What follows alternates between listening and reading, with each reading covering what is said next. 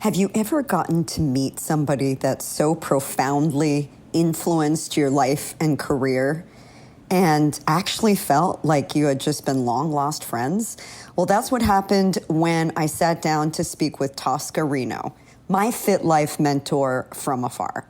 Although I appeared in her Eat Clean magazine back in 2012 and had been a student of her work and an avid follower of her principles, I never had the pleasure of meeting Tosca until recently by way of this recording. And it was definitely worth the wait.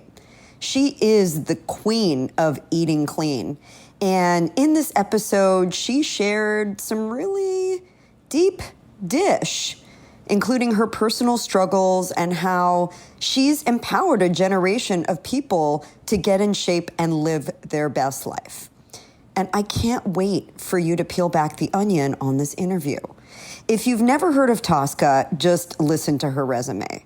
She's a New York Times bestselling author, founder of the Eat Clean Diet Health Revolution. She's a health and wellness expert, transformation coach, motivational speaker, star of a Gemini Award-winning reality TV show, physique competitor, and mother of 4. Okay, do you understand why she's been my Fit Life mentor from afar? Now, the founder of the Eat Clean series that kicked off a food revolution by the same name, Tosca has sold millions of copies of her books in several languages, and she's helped millions lose weight and become well thanks to eating clean. This whole lifestyle system designed to manage weight loss and wellness.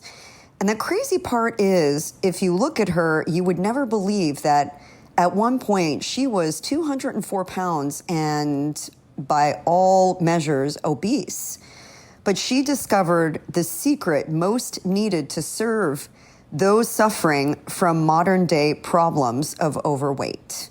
Her online Strike Sugar program guides users through a 4-week detox of ultra-processed foods and refined sugars. And millions have used the program to quit their sugar addiction and live free from pain and illness. Tosca is truly a gem, and I'm so thrilled to be able to share this episode full of wisdom and practical tips to get you on the right path. So grab a chair at the chef's table and let's dig in. Tosca, welcome to the show. Oh, it's so great to be here, Chef Maria. It's so nice to have you. I feel like you've been my fitness mentor from afar for so long. It's kind of surreal, not just fitness, but like the whole lifestyle.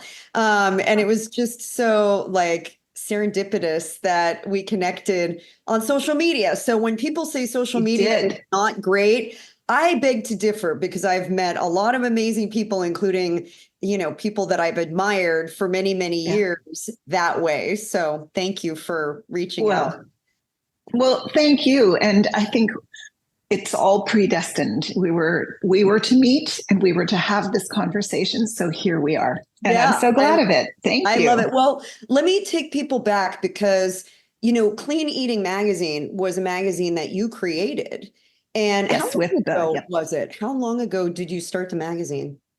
That started in 2003. My late husband, Robert Kennedy, and I built the magazine together based on the success of the Eat Clean books that I was writing. And it was a phenomenon in the time. You heard about niche marketing and niche down, where in so many ways, fitness personalities and bodybuilders, predominantly men, were already eating clean. But nobody had written a book or formalized what that plan looked like. And on the back of my having competed for the first time when I was 42, I learned firsthand how it worked and really performed a miracle of sorts on my body. So the magazine and the books became the place to put my voice and to share or spread the light about that movement. You were the trailblazer. I mean, let's just say, speak it like it is. You were the trailblazer for this whole industry and really making this idea of eating clean, something that people could embrace, whether they were a competitor or not, in their own home and really overhaul their health. And I have to tell you, I don't think I shared this with you prior, but you probably don't know this, but I created a line of products called Eat Cleaner. And Eat Cleaner was a wash for cleansing your fruits and vegetables. We have wipes, we have all kinds of products. And I sold the company to Joy Mangano last year. She's the queen of HSN. But your magazine featured Eat Cleaner. And that was like it for me. I just felt like the pinnacle of success being acknowledged in Clean Eating magazine, because it was really a template that helped to guide me. So thank you for really doing the work and being a trailblazer in that. But I want to take people back to kind of even before, let's go back to your books and go back to just kind of like the renaissance of this whole idea of that you can change your body at any age with your lifestyle. When did that hit for you? Kind of take us back into the beginnings of this. All right. Interesting. There is always a spark or some sort of catalyst that seems to be required for such change to happen. And so for myself, I recognized in my late 30s that I was a number of things that were not happy with me. So I'm not saying that very well, but basically I came to a place where I realized, okay, this is not going to go well if I continue this way. I had become obese at a point in my life. I weighed 204 pounds. I still remember looking at the scale going, oh, good Lord. I was climbing the stairs to say goodnight to the children from my first marriage, and I didn't make it. I collapsed halfway up the stairs with my head on the step and my heart slamming out of my chest. I broke into a sweat, and I had a horrible thought that, oh no, I am going to be just like my father, who passed from heart disease at the age of 64. And you were in your 30s at that time. Oh. Yes. And in a very unhappy marriage. So a lot of things contributed to my being in that place at that time. But it was that staircase moment of me realizing I have to change something, and it changes now, because at the top of the stairs, my 3 little girls were sleeping, and I wanted then to very much be in their lives for their weddings and their babies. And that was the day that galvanized my desire, like my burning desire to become a healthier person. Now, I had no idea how I was going to do that. There was only in the day counting calories, yo-yo dieting, eating grapefruit, eating the sauerkraut diet, or whatever the heck you want to call it. And there was cardio. At least that's how I saw it. So I was in a place clearly where I was ripe for some powerful lessons to be delivered to me, because at that point I had no knowledge. Yeah. And then things changed. Yeah. So, okay, let's kind of dig deep into this, because I think what happened to you is what happens to a lot of people. It's almost like you wake up one day and it hits you. And it could be that defining moment, like what you had. It could be like something more dramatic where, somebody ends up in the hospital because of something, a health crisis. Yeah. But there is a turning point, and there is. At that point, you have to decide, like, okay, I have to connect to my why in order to, find the answers, because I'm not happy with this situation, or I know it's going to snowball from here. So we pick up the scene, and, we were cardio bunnies back then. Like, exactly. People were on the stair climber. They were doing, hours and hours of cardio. Yeah. The idea of a woman lifting weights was really like not that. Yeah, it was undone. Yeah. It was undone. And to your point, My first thought about losing weight was, okay, well, I'm going to go to the gym and start running. And, so I strap on my running shoes and I go in my fat clothes because I was fat. I mean, the big baggy pants and the baggy t-shirt. And I remember being on the treadmill doing my thing and looking over there where the bodybuilders were. And I'm thinking, how does this get like that? Because to me, when I saw the muscle in women, I wasn't really looking at the men so much, but the women, like that they had carved shapes and planes and curves into their bodies. I thought, well, that's for me. That, and I've got goosebumps right now because every time I think about it, that is what really switched in my heart, to have that feeling of connecting with that person. And that's when my curiosity began to seek other answers. And as luck would have it, when the student is ready, the teacher will come. Yes. And he did. Yeah. Yeah. So who was the teacher? Well, the teacher initially was me, because I was actually making a plan to leave my then husband.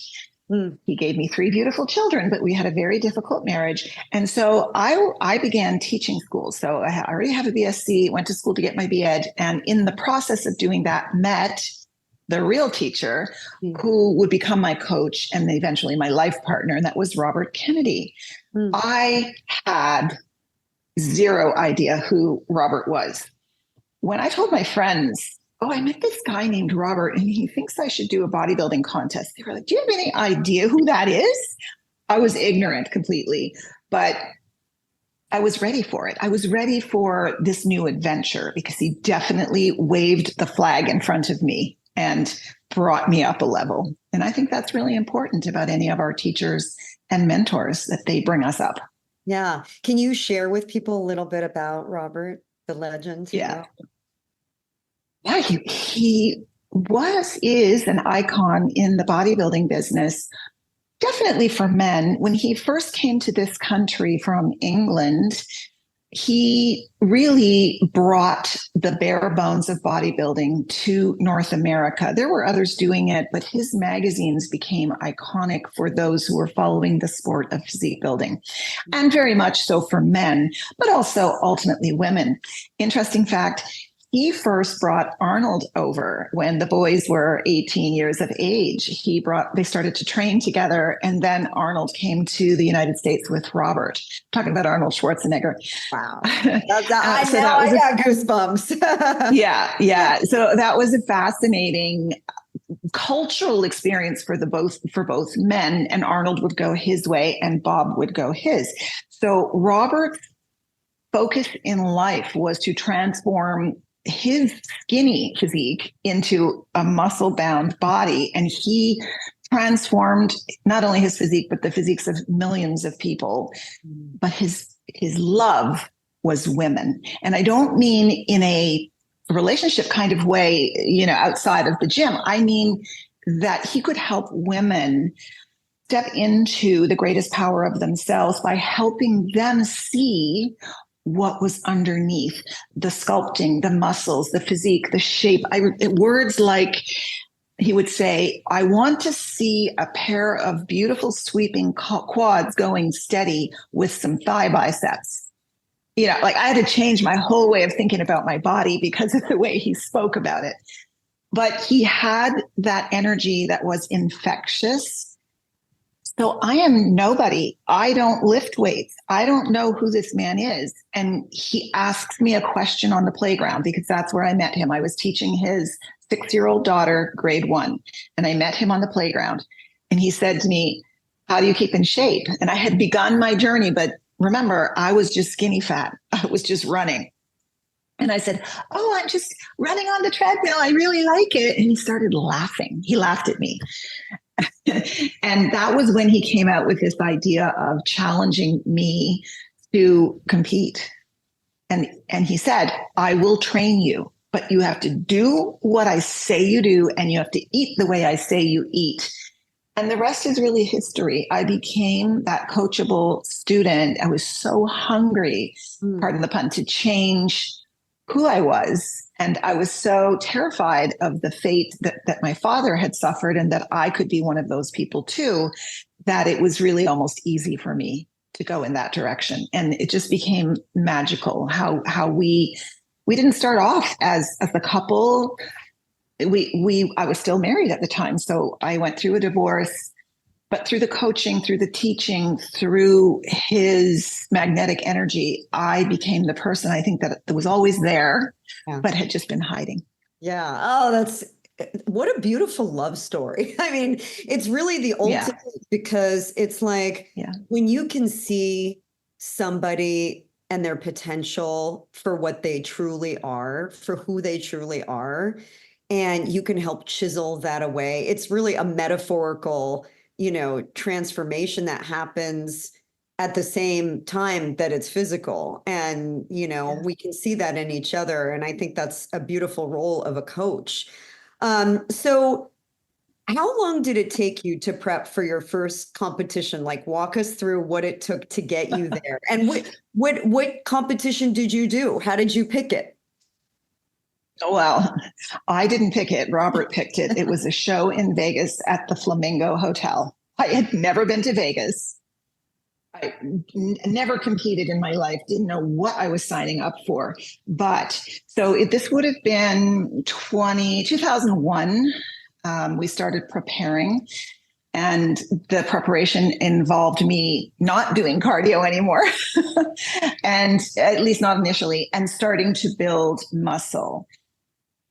So the contest was chosen to happen about a year out, and I had lost some of the weight that I needed to lose, but now I needed to shape the body, very much like when Michelangelo looked at the block of marble that housed David, as you said, chipping away and filling and carving out the pieces that would ultimately make a stage-ready body. Now, this is probably a laugh for people, but I first competed in bodybuilding. That was a bodybuilding show. Man, I was way over my head, right? You went right into like more of like what we would call figure right now, like more kind of like the bigger, like more developed muscles, et cetera. Okay. Without the benefit of steroids, because that was one thing I refused to do. But interestingly, in the day, of course, those figure physiques were not as beefy as they are today, which was fine because my idol had always been Rachel McClish, and she had that body that I wanted with long, lean but built lines and the Y physique and so on, or the V taper. So it took a while, and one of the first things that Robert identified as a weakness in my physique was the fact that I didn't have lats. He thought I'll never get those shoulders to grow. And I showed him wrong because I hung off of everything. I did the chins, I did the lat raises, the lat pull down, all of it, right? And I got my lats out. In fact, my back was my best feature. And when I finally competed on stage, I had the Christmas tree in my back. I was very cut and and I placed top 5, which I didn't expect to place. That's incredible. And the entire journey taught me how deeply powerful nutrition is, eating clean specifically, and then the work you do to carve the physique in a certain way. None of it felt obsessive to me or restrictive. It felt like it was all inputs to create something powerful and to really reveal the potential that lays inside of, or that was inside of me, and it really is inside of everyone. How long did it take for you to train and get it kind of like prepped for that competition? A year.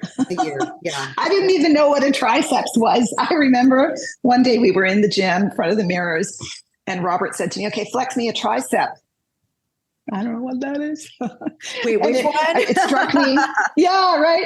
And it struck me because he came and stood beside me and he said, "Okay, now I want you to do this and pop out and do you see it? And do you feel it?" And he traced his fingers on my triceps and he went, "Oh, you got great triceps head."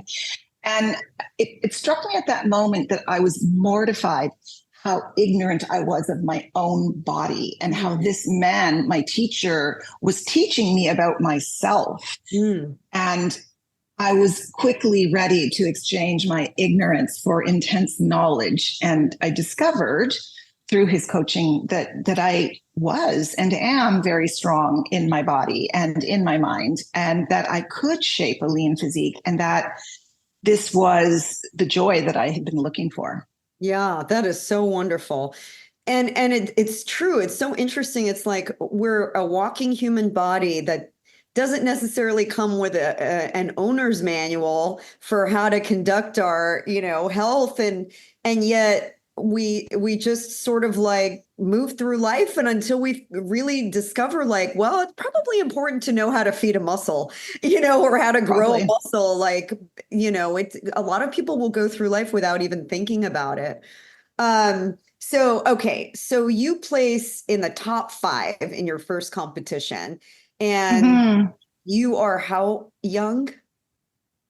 Exactly. I would, at the time, I'm 42, and I had put myself through, dance lessons so I could do the proper posing routine to leave your hat on, Joe Cocker.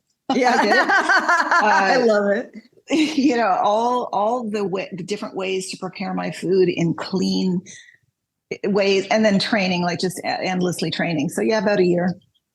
And what was the starkest difference? I know, like, we could have a whole discussion about what people eat to get ready for a competition, which varies depending on the phase, whether you're Yes. 4 months out or, 12 weeks out. 2 minutes. It Yeah. all changes from Yeah. day to day, even. But what was the starkest change that you recognized in just the approach of eating clean versus just eating because we're omnivores?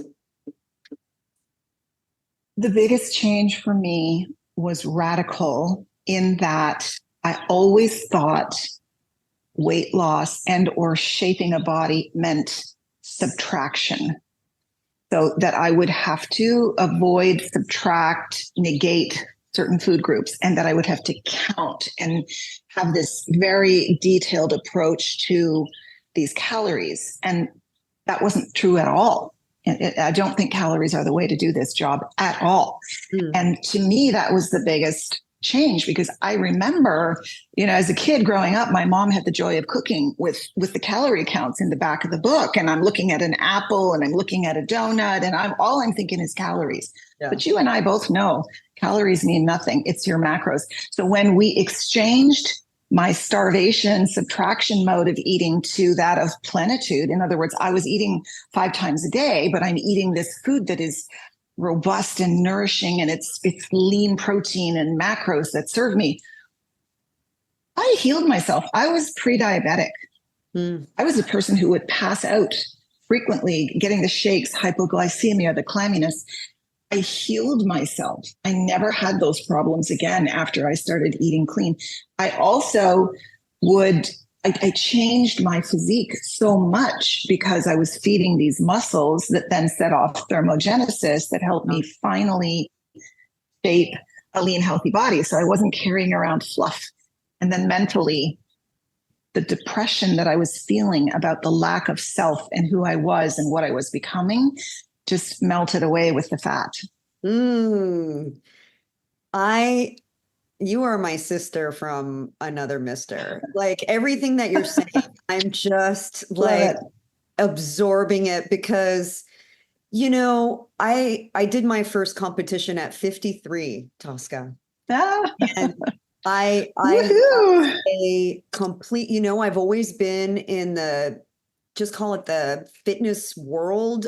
My very first job was in a big health club in Colorado, but an understanding of really how you change your body and how you you do it in a way that's sustainable, clean inputs, and coming to terms with like you're going to need to eat more, I think is kind of a little bit of a head game for some people. It is. And I struggled with an eating disorder for many, many years because I always thought like, if I eat more, I will get fat.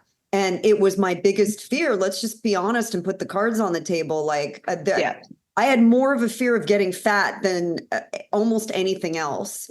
And Yeah. I just would love for people to really hone in on this. If you eat clean, you will eat more, You'll eat lean. Yes. but you'll eat Yeah. different. I mean, how do Yes. you get used to eating 5 times a day? Like, Yeah. was that a strange thing to do and think at the same time, like, this is going to make me leaner? How?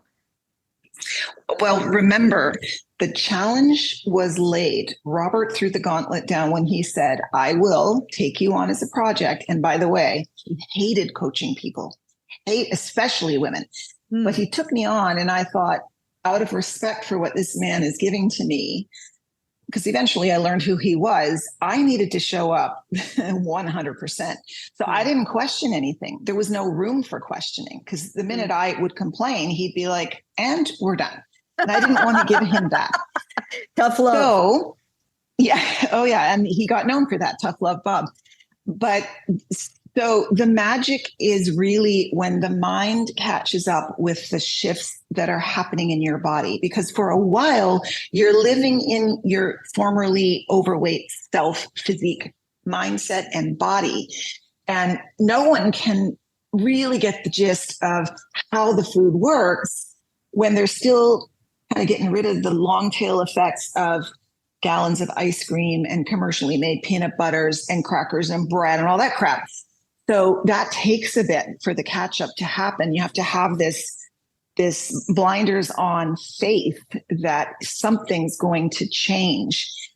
The thing that changes first is your mind, because you know there's a plan and you trust the plan.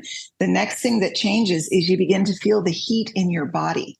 You begin to feel that metabolic rate, and suddenly you're identifying again with the natural bodily symbols or signs. I'm hungry, I'm full, I'm tired, I'm thirsty. Those things go away when you are clouded by these foods that destroy you of your natural bodily signs. So I found that was very interesting, because I remember feeling that heat in my body and thinking, this is incredible. What's happening here? And that was just me switching on. Yeah, that's the thermogenesis in action. You mentioned something about just the connection to your self-esteem and your brain function. I'd love to talk a little bit about that, because that I hear that from a lot of women. They just feel like they've lost their mojo. They've lost, whether they're in midlife or their hormones have taken them on a roller coaster, or the kids have left the house, they're empty nesters. So there's some pivot point, or maybe you're younger, maybe like you were in your 30s when you had this like stark realization, like you couldn't keep going on like this. Yeah. But there seems to me to always be a bit of a self-esteem issue too. Like, I am not happy in my skin. I don't feel good. Mhm. I want to talk a little bit about how that shifted for you and what it did to your brain chemistry, because I'm a certified brain health coach also, and what I've studied is that it's crazy just how amazing your body is, and when your hormones become balanced, and Mhm. lifting weights is a big part of that, especially for women in midlife, how Yeah. that can naturally change increase your testosterone, balance out your progesterone and your estrogen. All of a sudden, you're doing what like an HRT or a TRT might do just from lifting weights and eating right. Just, yeah. Oh, yeah. Yeah. Well, I remember, early in the game, I might have been in, 43, 44, and lifting was really just now part of my life. And I know my friends would say to me, oh, hormones and menopause and all of this. And I'm thinking in my head, I don't feel anything. I don't know what they're talking about, because my body had changed so much in response to the regimen that I was practicing. And by the way, when I say regimen, I don't mean obsessive compulsive. I mean the care and maintenance of my human organism. every day. I felt none of the things that other women were talking about with regard to menopause. But with regard to my brain, I had been in an abusive marriage for 17 years. At the time when I chose to follow Robert's guidance, eat clean, and train my body, prior to that, I was depressed.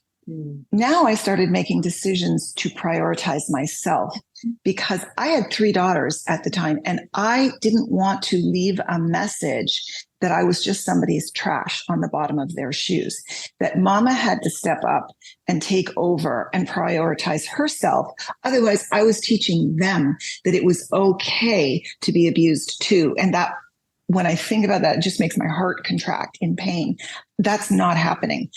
So there's a moment of courage that's required when you have that feeling in your heart that hits with your brain, because we know when brain cognition and feeling and thought aligns with heart, we now have action. And if that action is fueled by positive intent, we have brain cells in our heart, 40,000 brain cells in our heart. Now you can go forward with this information that you can't unknow it. You're going to be different. And it changed me. I wasn't depressed. This I say to all of my clients when I'm coaching them. As soon as we partake in some sort of weightlifting or physical fitness regimen in life, we become part of something greater than ourselves. We become part of a sisterhood that understands the discipline of it. And we are integral to the movement of women and men to become stronger within themselves for the benefit of our human family. So if you're having a day where you're feeling like crap, which I used to have plenty, movement is medicine, because we know now that when we move our body, we create molecules of hope. The muscles, the biceps, the thighs create these beautiful dopamine, serotonin, all these neurotransmitters, but the muscles create them. So those are your molecules of hope. And from Buddha's tradition, we know that if we are struggling and you feel hopeless, you have the right and the ability as a human being to create hope. And so to me, creating hope happens in the gym. Yeah. Oh, amen to that. The gym and the kitchen, I do feel like, oftentimes we're very disconnected, from this idea that when we touch food, kind of like the same thing, when we touch food and we interact with it, and we prepare food with intention and love and knowing that it's feeding us at a cellular level. Like, I think that's where a lot of the magic happens in our transformation of our health. Yeah. You can feel it when you eat food that's been prepared with a lot of love and intention. It just like makes you giddy. And I hear that a lot from people who have traveled abroad, particularly in, Europe, in Italy, France, when people prepare food and you're just like, they're pouring their heart into it. And so I'm curious, was that ever something that you saw in your, like, did you have to learn how to cook? Was clean eating something that, also made you go, wow, I need to also know how to like actually make this food? Well, I always loved being in the kitchen. I learned a lot of very traditional food preparation methods at the elbow of my mother. My parents immigrated from the Netherlands, and I was very curious always. My dad grew vegetables in the garden. We ate a lot from there. We didn't go out to eat. It was rare.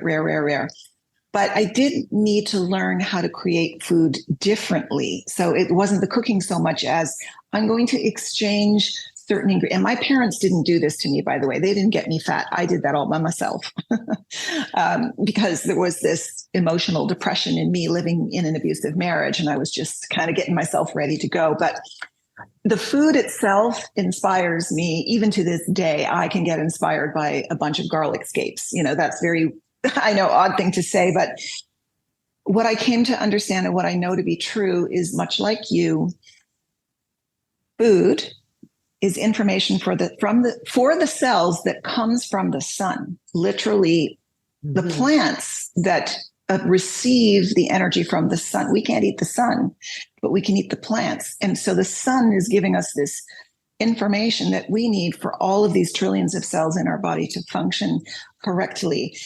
And when we appreciate that, it's much harder to eat candy floss or donuts or, horrible, I don't know, I can't even.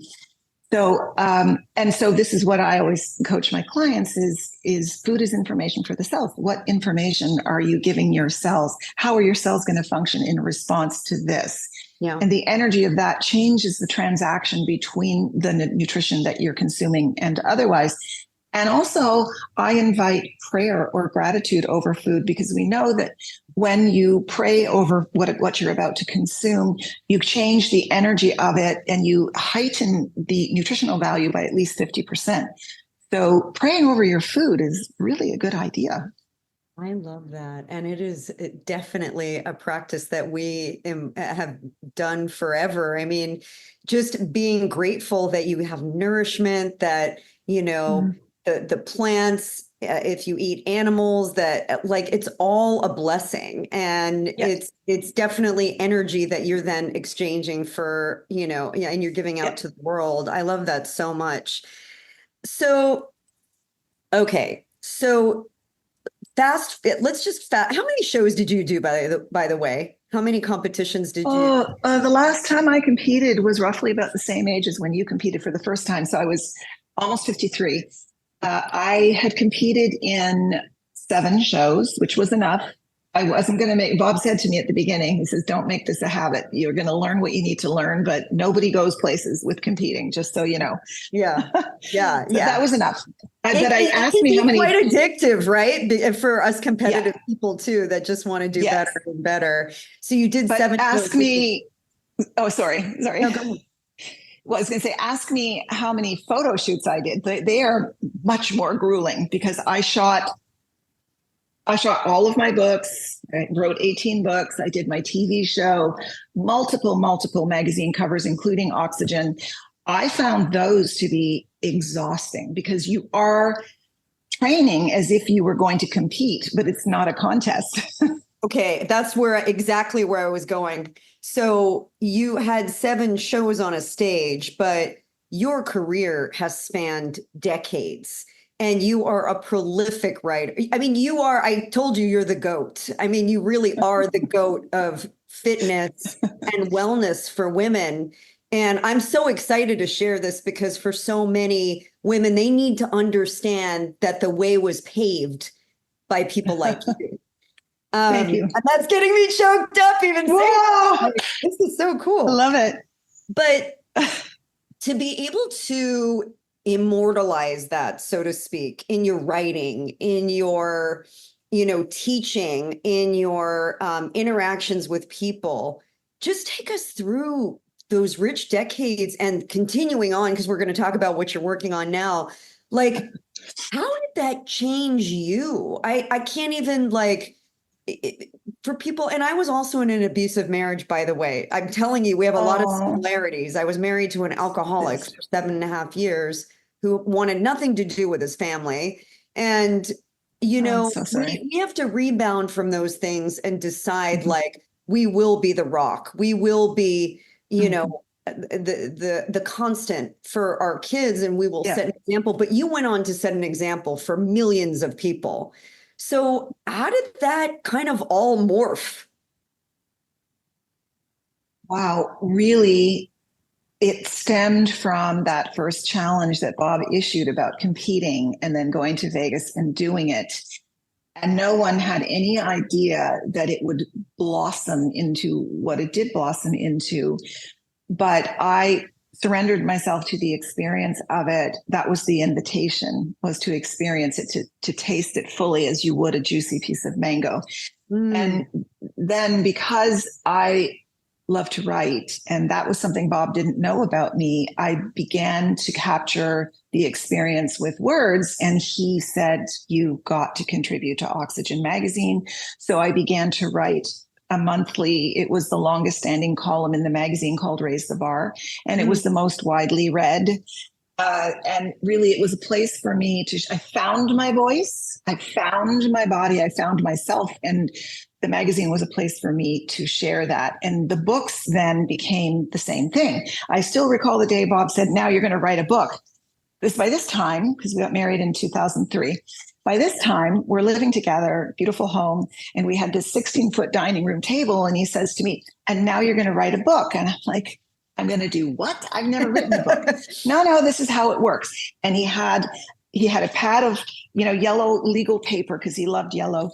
And he would rip the page off with the title on it and slap it on the table. And he walked around the perimeter of the table and said, and that's what you're going to write about. Go. And that's how the first book got written. The first book was the butt book. Oh my gosh. But anyway, so the writing came as a natural extension of living up to my true potential as a result of carving away everything that had clouded who I was before. Yeah. So, okay. Decades. And we're talking 2003, it is 2024. Okay. So we're talking about 21 years at this game. What's next? Like, have you done it all, Tosca? I have a feeling the answer is no, because I know You're right. the type of person you are. Like, what's next? What do we have to look forward to from you? If you're looking for delicious, guilt-free desserts you can make in 5 minutes or less, look no further than Simply Delish. They're low-calorie, keto-friendly, gluten-free, plant-based, and zero-sugar treats are a dream for anyone with a sweet tooth that doesn't want to sacrifice taste and quality or their diet. From puddings to gels, frostings to protein, these are my go-to when I want to indulge and not wake up with a sugar hangover. These desserts come together in no time and are great for endless uses at less than 50 calories a serving. Yup. I add the pudding to my pancakes and smoothies and make simple syrups and collagen gel shots from the gel desserts, and the list goes on.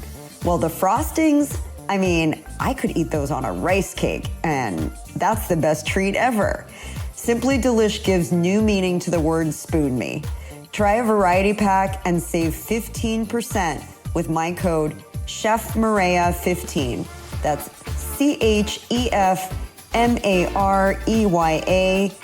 and the number 15 at simplydelish.net. And in case you were wondering, my favorite pudding flavor is salted caramel. I'm going to say this, Maria, and to all those listening. Life will give you many, many beautiful things, and then there will be lessons. And part of the last decade has been filled with difficult lessons. For those who don't know, I lost a stepson in 2011 who died at the age of 24. And then Robert followed a year later, the love of my life. Then I was forced to bankrupt the publishing business that he had that housed all of my beautiful books. And I literally had to start over. So I think the chapter, which many women face, and not just women, but men, but women, they're my heart right now, is the starting over. And the chapter invites an exploration of relevance, and it invites the questioning of what these lessons, what these teachers are teaching me, the teacher of death, the teacher of loss of love, the teacher of loss of financial freedom. What are these things teaching me? How am I going to be, or who am I going to be in order to become that evolved person that can handle this? And how am I relevant to my community now? So that really is the ask. And it's not that much different than standing on stage with a completely transformed body. It's just new tools, new language. And it's now not the body. Well, it's always going to be the body because the body's my business. It's yours too. But it's this new way of coming forward, because to be relevant, I can't keep doing Oxygen Tosca or this Tosca that was competing on stage. I need to be this new version of myself. Because when you go through difficulties, as you know, because you've been through it yourself, you're not the same person, and nor should you be. If you're paying attention, there's some evolution happening. Yeah. Isn't that So three books on the table. I spoke with my agent recently, and I'm working on 3 books, and three that's a lot of books? writing. Wow, this is so cool. You're So living right here. I love it. I can't wait. So, okay, so will the books be, can you talk about the books yet, or what will they be Yeah, about? yeah. So the first one is, as my agent likes to say, a bit of low hanging fruit, because in 2014 I had written a program. It would be the first online program I ever wrote, which was called Strike Sugar. Because in my physical Yeah. transformation journey, I had to break up with sugar first. I was a sugar addict. And anybody who knows that feeling or is addicted to alcohol, that's what we're talking about. So, what are the steps to become sugar aware, and then to break up with it? And what new things am I going to be eating? So, that's the first program that's now going to be turned into a book. The next one is an expanded version of Eating Clean, because so much has changed. You know this. Yeah. So much has changed. And even the language that I used in my books, it was good language, but now you and I know we're going to eat whole eggs, not egg whites. Yeah, yeah, So, yeah, yeah, yeah, yeah. yeah. It's true. So, It's like so much of the science too. We're catching up with the science, right? And as the science yes, is telling us more, and we have, quite frankly, more of an ability to track our own, progress with wearable devices and yeah, technology. We can absolutely customize all of that to our specific needs. So it's never a one size fits all, right? exactly. The final book is going to be a memoir, because I believe that I have a story to tell. Oh, yeah. I think this is a Netflix documentary, frankly. It's literally, I have had sex, drugs, rock and roll, stage, betrayal, fame, not fame, you name it. You put it all out on the table. I Mm. probably have a little bit of all of that. I want to read your memoir now. Like, Yeah. I feel like we're getting just a tiny little into the tent, but Yeah. I wish, I really hope a lot of people listen to this interview, because when you look at what's going on in the world of fitness and social media and stuff, there are a lot of people who are kind of like here today, gone tomorrow, just in it for, the quick fix of fame, just in it for the followers and the likes. Yeah. But there is something to be said about somebody that's actually walked the talk and has gone through the transformation and has a heart for people, which is everything that you stand for. Um, do you feel like, and let me think of how to say this the right way. Do you feel like sometimes the media almost is like glamorizing the idea that we can just sort of embrace whatever shape we're in, whether we're obese or, and that's okay? How do we like Oh, deal with this conversation? I know this is kind of a little bit of a loaded question, but yeah. it's hurtful to me when we just like lower the bar and allow people to just kind of like, oh, okay, you want to live that way? That's fine. We'll just make clothing bigger now, Yeah. and we'll Yeah. just a size, what used to be a size, large is now a small. And Yeah. and we just kind of change the standards to accommodate people's inability to just kind of like see it for what it is, so that we don't hurt anybody's feelings. Like, how do we bring Right. people into this place where they just feel like, okay, it's not just about what's on the scale, it's really about what's here and what's here. Exactly. So you're talking about we call it the body positivity movement, where we're invited to embrace all body types. And I agree, there are all body types. I'm never going to be a teeny tiny ballerina. I'm going to be a 5'8" woman who likes to lift weights. What I disagree with is to defy what we know to be true. So when I was overweight, and when anybody's overweight, we never go to the doctor's office and the doctor says, you know what? Keep doing what you're doing. You're doing great. You're going to be fine. If you have pounds to lose, the doctor's going to tell you to do that. If you have a surgery upcoming and you're not at an optimum weight, you got to lose the weight. your body is your business. Your body is your gift. This body is what you were given with to go through this whole life with. Mm-hmm. So how you treat it is absolutely of the ultimate importance. If you want to, delude yourself to think that it's okay to carry 50, 30, 100 pounds of extra weight on you, okay. We've become a society that's a little bit addicted to watching train wrecks happen. But we know that optimal health is not that. As defined by the World Health Organization, we know that it's what you eat and how much you move and how you take care of your emotional head heart space that makes you a whole living, functioning human being. I am not castigating people who are overweight. I know how much misery it brought me and how much illness, because overweight causes an imbalance in the body. It causes disease. It just does. Mm-hmm. So we can paint it, and we can cloud it, and we can call it all the things we want to call it. But let me tell you, when a fit person is walking down the street, everybody knows it. Yeah. That's truth right there. And I had that experience the other day. I moved to a new town. I just went to go get a coffee, and I just heard somebody say, "Oh my God, look at that fit woman." And there wasn't any other fit woman in the place. It was just me, but it's an announcement. Yeah. How your body looks is an announcement of how you take care of yourself. And I know lots of people have made a lot of money on being on this end of the body positivity scale and on the other end and in the middle and butts out and boobs out. I know that. But I have to live with the truth that I know for myself. And having been an overweight person at one time and now not being overweight and feeling amazing in my skin, that's who I'm going to be. Yeah. As articulate of an answer as what I would have expected from such an elegant, classy, and strong woman. How can people connect with you? Energy, because that's what happens here.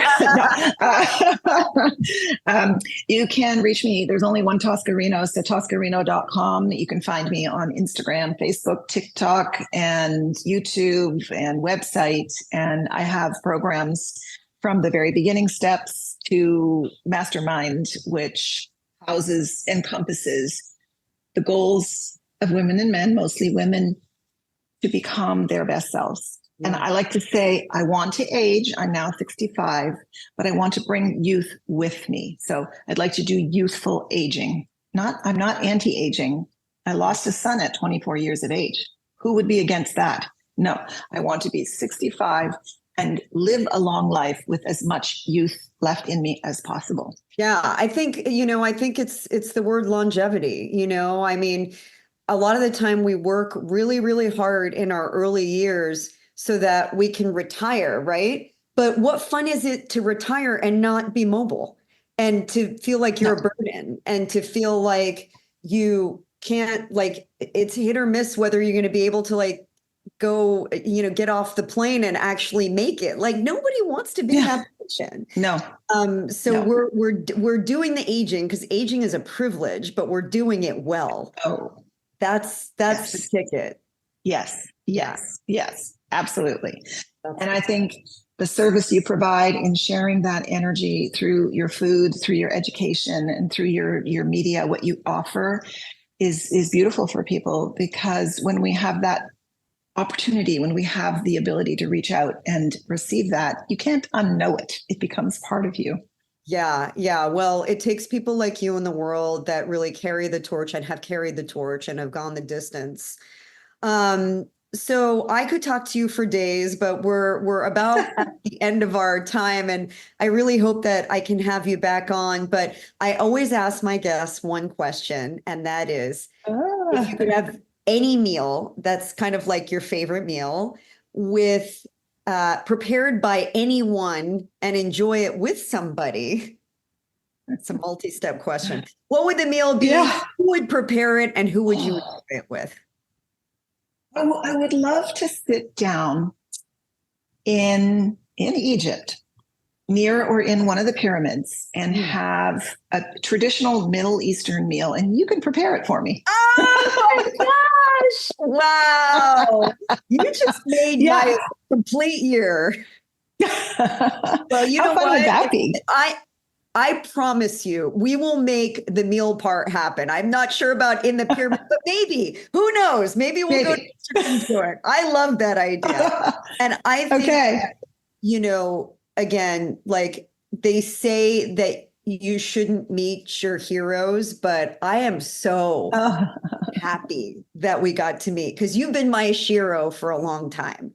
And it's beautiful. Thank you. I'm just excited for everybody else to be able to hear this and to, you know, really understand that this is a lifestyle. You look at 65 like women in their 20s only dream of. I mean, you are beautiful, beaming, and we will give hope to the next generation. We will, yes, we will. Give them a new template to look at of what aging looks like, and not to listen to the media, but to actually listen to reason and to real life examples. And I think that's what we get to do together as, you know, women in this industry that want to help people feel better. So for that, I thank you. Thank you.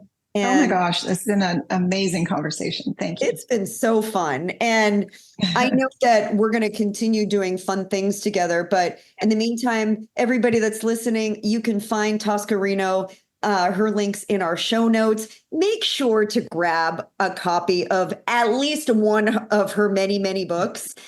You will learn a lot and can't wait for more to come. Thank you so much. Thank you. Oh, what a wonderful time. I so appreciate you for inviting me. It's a beautiful opportunity. Thank you. This podcast is for informational purposes only and should not be considered legal health advice. We are not responsible for any losses, damages, or liabilities that may arise from the use of this podcast. This podcast is not intended to replace professional medical advice, and the views expressed in this podcast may not be those of the host or the management. Hey, it's Chef Maria, and thank you so much for tuning into The Real Dish. It means a lot to me that you're here. I hope today's episode has inspired you to take some proactive steps towards a healthier and happier you. Because just remember, bite-sized changes can lead to big transformations. But before you go, would you do me a big favor? If you found value in this episode, would you share it with 2 of your closest friends and hit the subscribe button so you never miss an episode? And if you really want to make this girl's day, would you leave a 5-star review? I do hear an angel gets its wings every time you do that. But really, this helps us spread the message of real life wellness to even more listeners. And everybody could use a healthy portion of that, right? Now, until next time, remember, you are the chef of your own kitchen.